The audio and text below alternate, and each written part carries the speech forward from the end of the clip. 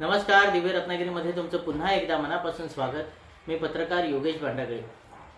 नगरपालिका निवडणुकांचा निकाल जाहीर झालेला आहे आणि चिपळूण नगरपालिका निवडणुकीचं विश्लेषण करण्यासाठी आज मी तुमच्यासमोर आलेलो आहे. चिपळूण नगरपालिका निवडणुकीत शिवसेना, भाजप आणि रिपाई महायुतीचे उमेश सकपाळ हे दणदणीत मतांनी विजयी झालेले आहेत. उमेश सकपाळ विजयी झालेले आहेत. त्याचबरोबर शिवसेना आणि भाजप या दोन्ही पक्षाच्या 16 जागा या निवडून आलेल्या आहेत. म्हणजेच नगराध्यक्षपदाबरोबरच चिपळूण नगरपालिकेत शिवसेना आणि भाजप महायुतीची सत्ता ही बहुमतानं आलेली आहे असं ठामपणे सांगता येईल. आता या सगळ्याचं आपण विश्लेषण करूया. खऱ्या अर्थानं चिपळूण नगरपालिकेची निवडणूक ही फार लक्षवेधी ठरली होती, चर्चेत होती. त्याला कारणही तसंच होतं. चिपळूण नगरपालिकेत नगराध्यक्षपदाची निवडणूक ही थेट पद्धतीनं झाली. यामध्ये नगराध्यक्षपदासाठी 7 उमेदवार हे रिंगणात होते, परंतु 3 उमेदवारांमध्येच खऱ्या अर्थानं लढत होती आणि चर्चा होती. ते म्हणजे माजी नगराध्यक्ष माजी आमदार रमेशभाई कदम, दुसरे होते शिवसेना भाजप रिपाई महायुतीचे माजी नगरसेवक आणि शिवसेनेचे शहर प्रमुख उमेशदादा सकपाळ, आणि तिसरे होते अपक्ष म्हणून ज्यांनी निवडणूक लढवली ते लियाकतभाई शहा. ही आपण निवडणूक बघितली तर खऱ्या अर्थानं ही निवडणूक झाली एका तरुण कार्यकर्त्यामध्ये आणि एका ज्येष्ठ नेत्यामध्ये. माजी आमदार, माजी नगराध्यक्ष आणि ज्यांच्याकडे नगरपालिकेचं गेली 35 ते 40 वर्ष पालकत्व आहे अशा रमेशभाई कदम आणि गेली 10-15 वर्ष सामाजिक राजकीय जीवनात वावरत असलेले तरुण तडफदार कार्यकर्ते उमेश सकपाळ यांच्यामध्ये खऱ्या अर्थानं ही लढत झाली. मी पहिल्या दिवसापासून हेच सांगत होतो की रमेश कदम आणि उमेश सकपाळ यांच्यामध्ये ही अटीतटीची लढत होईल आणि तसंच झालं. आणि या अटीतटीच्या लढतीत खऱ्या अर्थानं उमेश सकपाळ हे मोठ्या मताने विजयी झालेले आहेत. आता या निवडणुकीचं आपण थोडं विश्लेषण बघूया. नगराध्यक्ष पदासाठी महायुतीचे उमेदवार उमेश सकपाळ विजयी झालेले आहेत. त्याचबरोबर शिंदे सेनेच्या 9 जागा या विजयी झालेल्या आहेत, तर भाजपला 7 जागांवर यश मिळालेलं आहे. म्हणजेच महायुतीला 16 जागांवर नगरपालिकेत यश मिळालेलं आहे. याचं विश्लेषण अगदी साध्या सोप्या शब्दात असं करता येईल की भाजप आणि शिवसेनेचं जर आपण कॉम्बिनेशन बघितलं ते खऱ्या अर्थानं आपल्याला चांगलं झालं असं सांगता येईल. कारण नगराध्यक्ष पदासाठी आणि त्याचबरोबर नगरसेवक पदाच्या 16 जागांवर महायुतीने विजय मिळवला. याचा अर्थ पॅनल टू पॅनल मतदान झालंय. पॅनल टू पॅनल मतदान झालंय आणि शिवसेनेचे शिंदे गट शिवसेनेचे माजी आमदार सदानंद चव्हाण असतील किंवा भाजपचे नेते प्रशांत यादव असतील, या 2 नेत्यांमधलं जे काही कॉम्बिनेशन आहे किंवा त्या दोघांमधलं कोऑर्डिनेशन आहे हे अत्यंत चांगल्या पद्धतीनं जुळलेलं आपल्याला या ठिकाणी दिसून येत आहे. आणि म्हणूनच खऱ्या अर्थानं शिवसेना भाजप महायुतीला चिपळूणमध्ये मोठं यश मिळालेलं आहे. दुसऱ्या बाजूला आपण बघितलं तर राष्ट्रवादी शरद पवार गट असेल, त्यांच्यासोबत उद्धव बाळासाहेब ठाकरे शिवसेनेचे नेते भास्कर शेठ जाधव हे त्यांच्यासोबत होते. आणि इकडचं आपण जर बघितलं तर इथे ज्या ठिकाणी 2 ठिकाणी मशाली होत्या म्हणजे शरद पवार गटाचे उमेदवार होते त्या ठिकाणी सुद्धा पॅनल टू पॅनल मतदान झालेलं आपल्याला दिसत नाही. म्हणजे आपण जर बघितलं तर ज्या ठिकाणी दोन्ही मशाली ज्या ठिकाणी होत्या त्या ठिकाणी सुद्धा पॅनल टू पॅनल मतदान झालेलं नाही असं आपल्याला दिसतं. आपण जर 3 आणि 4 या प्रभागामध्ये बघितलं तर या ठिकाणी उद्धव बाळासाहेब ठाकरे शिवसेनेचे उमेदवार निवडून आले आहेत, पण त्या ठिकाणी उमेश सकपाळ यांनी मताधिक्य घेतलेलं आपल्याला या ठिकाणी दिसून येतं. याचाच अर्थ आपण उद्धव बाळासाहेब ठाकरे गटाचे नेते भास्कर शेठ जाधव आणि शरद पवार राष्ट्रवादी गटाचे रमेश कदम यांच्यामध्ये कुठेही आपल्याला एकमत झाल्याचं आपल्याला कुठेही दिसत नाही आणि ते या निकालावरून स्पष्टपणे दिसून येतं. या निवडणुकीत आपण बघितलं तर शेखर निकम जे राष्ट्रवादीचे आमदार आहेत त्यांनी या ठिकाणी नगराध्यक्ष पदासाठी उमेदवार उभा केला नव्हता, परंतु नगरसेवक पदासाठी उमेदवार उभे केले होते. आणि अवघ्या 2च जागा फक्त अजितदादा पवार गट राष्ट्रवादीला मिळालेल्या आहेत आणि त्याही ज्या मिळाल्या आहेत त्या एकाच प्रभागात मिळालेल्या आहेत. योगेश पवार आणि शैनाज वांगडे या ठिकाणी निवडून आलेले आहेत. दुसऱ्या बाजूला आपण जर बघितलं तर शरद पवार गट राष्ट्रवादीकडे आपण बघितलं तर त्यांच्याही केवळ 2च जागा निवडून आलेले आहेत असं आपल्याला दिसून येतं. एकंदरीत चिपळूणचा जर आपण विचार केला तर शिंदे सेनेला 9 जागा मिळाल्या आहेत. सगळ्यात मोठा पक्ष म्हणून किंवा गट म्हणून शिंदे सेनेकडे पाहिलं जातं. त्याचबरोबर शिंदे सेनेच्या खालोखाल भाजपला 7 जागा मिळालेल्या आहेत. त्या खालोखाल उद्धव बाळासाहेब ठाकरे शिवसेनेला 5 जागांवर यश मिळालंय आणि काँग्रेसला 3 जागांवर, तर राष्ट्रवादी ज्या 2 आहेत म्हणजे अजितदादांची राष्ट्रवादी आणि शरद पवारांची राष्ट्रवादी यांना केवळ 2-2 जागाच मिळालेल्या आहेत असं आपल्याला दिसून येतं. एकंदरीत ही निवडणूक आपण बघितली किंवा या निवडणुकीच्या निकालाचं आपण जर विश्लेषण करायचं म्हणलं तर पहिल्या फेरीत खऱ्या अर्थानं उमेश सपकाळ अवघ्या 35 मतांनी आघाडीवर होते. परंतु गोवळकट हा जो पहिलाच जो प्रभाग आहे त्यामध्ये उमेश सपकाळ यांनी मताधिक्य घेतलं आणि तिथूनच खऱ्या अर्थानं त्यांच्या विजयाची सुरुवात झाली असं म्हणता येईल. जरी पहिल्या फेरीत 35च मताधिक्य असलं तरी पहिल्या फेरीपासून उमेश सपकाळ यांनी जे मताधिक्य कायम ठेवलं ते शेवटपर्यंत वाढत गेलं आणि मोठ्या मतांनी उमेश सपकाळ विजयी झाले. या निवडणुकीकडे आपण जर आणखी वेगळ्या दृष्टीनं बघितलं तर या निकालातनं आपल्याला काय दिसतं तर स्पष्टपणे सांगायचं झालं तर या निवडणुकीत चिपळूणच्या जनतेने चिपळूणमध्ये जातीपातीला थारा नाही हे एकदा दाखवून दिलंय.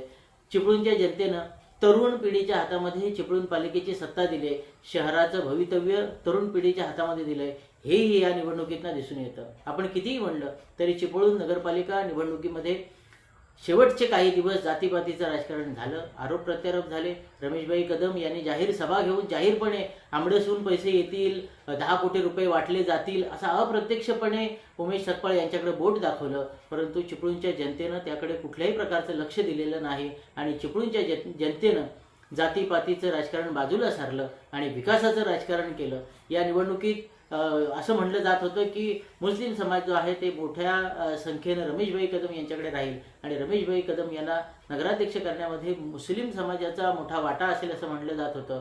परंतु उमेश सपकाळ या सर्वधर्म समभाव जपणाऱ्या या नेतृत्वाला चिपळूणच्या जनतेनं भरभरून दिलं आणि चिपळूणमध्ये जातीपातीचं राजकारण चालणार नाही हे पुन्हा एकदा सिद्ध करून दाखवलेलं आहे आणि हेच उमेश सपकाळ यांच्या विजयातनं आपल्याला दिसून येतं असं सहजपणे आपल्याला सांगता येईल. उमेश सपकाळ हे गेली 10 ते 12 वर्ष समाजकारणात किंवा राजकारणात काम करतात. त्यांच्या समोर रमेशभाई जे कदम होते ते माजी नगराध्यक्ष होते, आमदार होते, गेले 35 ते 40 वर्ष ते काम करतायत आणि रमेशभाई कदम यांनी जो काही विकास केलाय चिपळूण शहराचा त्याबद्दल मी काय वेगळ्या पद्धतीने सांगायला नको. तो विकास लोकांच्या समोर होता आणि उमेश सपकाळ यांनी गेल्या 15 वर्षात जे काही काम केलेलं आहे, सामाजिक काम केलंय किंवा नगरसेवक असताना त्यांनी जे काही काम केलंय तेही जनतेच्या समोर होतं. मग उमेश सपकाळ यांनी नवरात्रात काढलेली नवदुर्गा दर्शन यात्रा असेल, हजारो महिलांना त्यांनी घडवलेलं नवदुर्गांचं 9 देवींचं दर्शन असेल किंवा दिवाळीला प्रत्येकाच्या घरात पोहोचलेला दिवा असेल आणि त्या दिव्याच्या माध्यमातून त्या सामान्य माणसाच्या घरात उजळलेला प्रकाश असेल किंवा प्रो कबड्डी स्पर्धा असेल, त्याचबरोबर प्रो गोविंदा असेल किंवा महिलांसाठी हळदी कुंकू समारंभ मोठ्या प्रमाणात असेल किंवा मंगळागौरची स्पर्धा असेल, असं कितीतरी कामं उमेश सपकाळ यांची सांगता येतील. चिपळूणमध्ये भटक्या कुत्र्यांचा प्रश्न जेव्हा गंभीर झाला तेव्हा सगळ्यांसाठी चिपळूणच्या लहान मुलांपासून ज्येष्ठांपर्यंत धावून जाणारा उमेश सपकाळ होता आणि उमेश सपकाळ यांनी 15 वर्षात जे काय काम केलं किंवा नगरसेवक असताना त्यांनी जे काय लोकांसाठी काम केलं आणि तेच खऱ्या अर्थानं चिपळूणच्या जनतेला भावलं आणि म्हणूनच चिपळूणच्या जनतेनं ज्यांनी 35-40 वर्षे चिपळूण नगरपालिकेची सत्ता उपभोगले, ज्यांनी चिपळूण नगरपालिकेत काम केलंय त्यांचं काम बघून एका नव्या नेतृत्वाला संधी दिली. म्हणजे चिपळूणच्या जनतेने हेही दाखवून दिलंय की आम्ही तुमचं काम बघितलंय पण आमचा विश्वास आता नव्या पिढीवर आहे. उमेश सपकाळ हे गेली 15 वर्ष काम करतायत पण त्यांनी त्यांच्या कामाची दिशा आणि कामाची गती दाखवून दिली आहे. केंद्रात आणि राज्यात ही माहितीची सत्ता आहे. उमेश सपकाळ यांच्या पाठीवर नगरविकास मंत्री एकनाथ शिंदे यांचा हात आहे आणि खऱ्या अर्थानं चिपळूणचा जो काही थांबलेला विकास आहे, रखडलेला विकास आहे तो खऱ्या अर्थानं शिवसेना आणि भाजप महायुतीच हा विकास करू शकते. उमेश सपकाळच एकनाथ शिंदेच्या माध्यमातून हा विकास करू शकतात याची कुठेतरी चिपळूणच्या जनतेला जाणीव झाली. चिपळूणला पूरमुक्त करायचं असेल तर पालकमंत्री उदय सामंत यांच्या माध्यमातून किंवा सरकारच्या माध्यमातून चिपळूणला पूरमुक्त करता येईल. लाल आणि निळ्या रेषेचा जो विषय आहे तोही या सरकारच्या माध्यमातूनच मार्गी लागेल असा विश्वास खऱ्या अर्थाने चिपळूणच्या जनतेला वाटला आणि तोच विश्वास नेमका या नगरपालिकेच्या निमित्तानं आपल्याला दिसून आलेला दिसतो.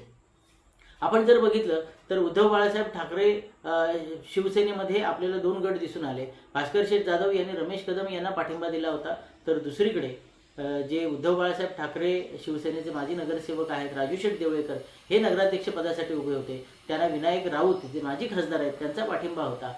भास्कर शेठ जाधव यांनी रमेशभाई कदम निवडून येणार हे काळ्या दगडावरची रेघ आहे असं सांगितलं. मी माझ्यावर वाटेल ती कारवाई झाली किंवा मला कुठल्याही परिणामांना सामोरं जावं लागलं तरी मी रमेशभाई कदम यांना दिलेला जो शब्द आहे तो मागे घेणार नाही. मी रमेशभाई कदम यांच्यासाठीच काम करणार असं भास्कर शेठ जाधव यांनी सांगितलं. पण खऱ्या अर्थानं चिपळूण शहरात भास्कर शेठ जाधव यांची जादू कुठेही चाललेली आपल्याला दिसत नाही. त्यांची मुलगी कांचन शिंदे ही त्यांच्या प्रभागामधून निवडून आली. त्याचबरोबर त्यांच्यासोबत विकी नरळकर जे भास्कर शेठ जाधव यांचे उमेदवार होते, उद्धव बाळासाहेब ठाकरे शिवसेनेचे उमेदवार होते, ते विजयी झालेले आपल्याला दिसून येतात. परंतु रमेश कदम यांना विजयी करण्यात भास्कर शेठ जाधव यांचा करिश्मा कुठेही दिसून आलेला नाही असं आपल्याला सांगता येईल. त्याचबरोबर दुसरे जे विद्यमान आमदार आहेत शेखर निकम, त्यांच्या पक्षाला केवळ 2च जागा मिळालेल्या आहेत. शेखर निकम यांनी सांगितले की मी नगराध्यक्ष पदाच्या प्रचारापासून मी खूप लांब होतो, मी कुठेही त्या प्रचारात नव्हतो असं शेखर निकम यांनी सांगितलं. परंतु नगरसेवक पदासाठी त्यांचे उमेदवार उभे होते, पण तिथेही शेखर निकम यांना यश मिळालेलं आपल्याला दिसत नाही. केवळ 2 जागांवर फक्त राष्ट्रवादीला यश मिळालेलं आहे. आपण जर दुसरीकडे बघितलं तर भाजप आणि शिवसेना यांनी आपलं वर्चस्व हे शहरावर दाखवलेलं आहे. भाजपचे जे नेते आहेत प्रशांत यादव यांनी प्रचारामध्ये जे काही त्यांचं नियोजन होतं, जी काही त्यांनी यंत्रणा राबवली त्याला खऱ्या अर्थानं कुठंतरी यश मिळालं असं आपल्याला सांगता येईल. भाजपच्या मागच्या वेळी जेव्हा सुरेखा खराडे नगराध्यक्ष झाल्या होत्या तेव्हा फक्त 4च जागा निवडून आल्या होत्या. नगराध्यक्ष पदाचा उमेदवार भाजपचा आला होता. परंतु यावेळी महायुतीचा उमेदवार नगराध्यक्ष झालेला आहे आणि भाजपला 4 जागांवरून 7 जागांवर भाजप पोहोचलेली आहे. एवढं मोठं यश प्रशांत यादव यांच्या नेतृत्वाखाली भाजपने चिपळूण शहरात मिळवलेलं आहे. हेही अधोरेखित करण्यासारखं. आणखी एक महत्त्वाची गोष्ट मी असं म्हणेन की गड आला पण सिंह गेला.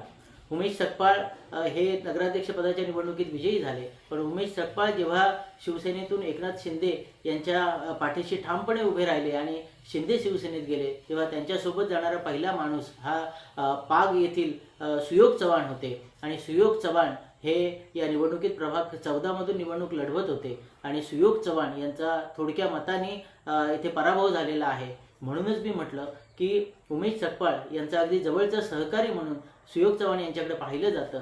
म्हणूनच मी असं म्हणेन की गड आला पण सिंह गेला.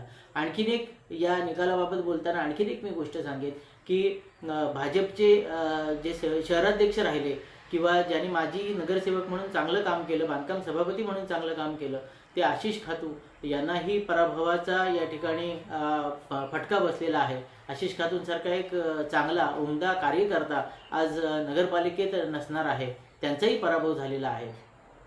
एकंदरीत आपण बघितलं तर या निवडणुकीचं अगदी साध्या सोप्या भाषेत विश्लेषण करायचं म्हणजे भाजप आणि शिवसेनेची ताकद आपल्याला या ठिकाणी दिसून आलं. पॅनल टू पॅनल मतदान झालं भाजप आणि शिवसेनेचं.